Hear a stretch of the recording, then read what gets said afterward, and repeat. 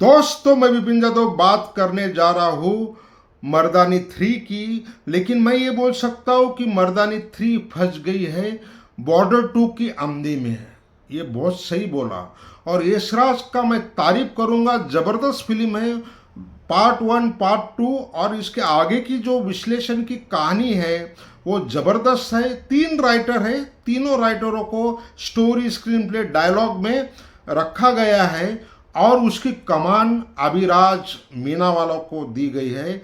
अभिराज की मैं इसलिए तारीफ करूंगा, पूरा जैसे कि पॉलिटिक लैंग्वेज में बोला जाता है, वफादारों को टिकट दिया जाता है। यशराज का बहुत वर्षों तक वफादार रहे अभिराज मीनावाला को जब डायरेक्शन का मौका मिला, उसने एक भी मौके को गंवाना मुनासिब नहीं समझा। उसने अपने अंदाज में, उसने अपने जो भी उससे बेस्ट हो सकता था उसने किया, क्योंकि उसको ये बहुत बड़ी बड़ी फिल्मों में असिस्टेंट रह चुके, एसोसिएट रह चुके। अभिराज को जो मौका मिलेगा तो वो का छोड़ने वाला था। और उतना ही मैं रानी मुखर्जी और एंटायर टीम की भी दाद देता हूँ। 100% उन्होंने बहुत उम्दा करने की बहुत ज़बरदस्त कोशिश किया, बहुत ही उम्दा। या चाहे वो स्टोरी, स्क्रीन प्ले, डायलॉग, यहाँ तक कि मैं बैकग्राउंड की भी बात बोलूँ तो बहुत ज़बरदस्त। और जहाँ जहाँ पे हो सकता था वहाँ पे बैकग्राउंड का मिश्रण का जो यूज़ किया भी वो बहुत दर्शनीय है। रानी मुखर्जी की मुझे लगता है अभी तक की सबसे बेस्ट फिल्म मैं मान सकता हूँ। लेकिन परफॉर्मेंस को वक्त देना पड़ता है, टाइम देना पड़ता है, थिएटर देने पड़ते हैं, शोज देने पड़ते हैं। और यशराज ने जो मार्केटिंग टीम होगी उनको ये समझ में क्यों नहीं आया कि बॉर्डर 2 की आमदी चल रही है, ये नेक्स्ट वीक कर सकते थे या उसके बाद कर सकते थे तो ये फिल्म बेस्ट हो सकती थी।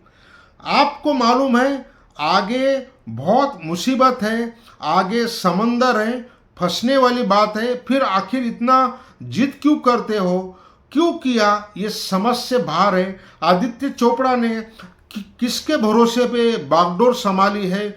मीनावाला ने जो डायरेक्शन करना था, स्टोरी, स्क्रीन प्ले, डायलॉग के लिए टीम रखी गई थी, उन्होंने अंजाम तक पहुंचाने की कोशिश किया। बेस्ट परफॉर्मेंस है। लेकिन इस आमदी में उतरने की क्या ज़रूरत है? जब बारिश इतनी मुसीबत बनी हुई है तो जाने की क्या ज़रूरत है? इतना क्यों और कॉन्फिडेंस है? मुझे समझ से बाहर है।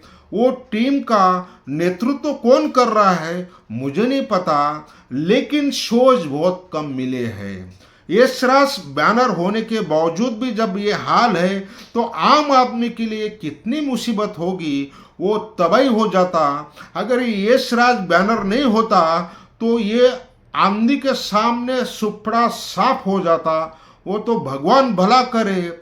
यशराज का बैनर, अभिराज का डायरेक्शन, कंटेंट, मेंटेन सब था तो जरा आमदी में राहत है। लेकिन ये राहत कितने दिन तक रहेगी मुझे नहीं पता। और वो कौन मार्केटिंग टीम है, आदित्य चोपड़ा को ये देखना पड़ेगा, सोचना पड़ेगा और समझना पड़ेगा। उनके एडवाइज़र कौन है ये भी देखना पड़ेगा। इसलिए मैं लंबी कहानी नहीं बताता हुआ यही विश्लेषण पे मैं अपना विश्लेषण खत्म करता हूँ।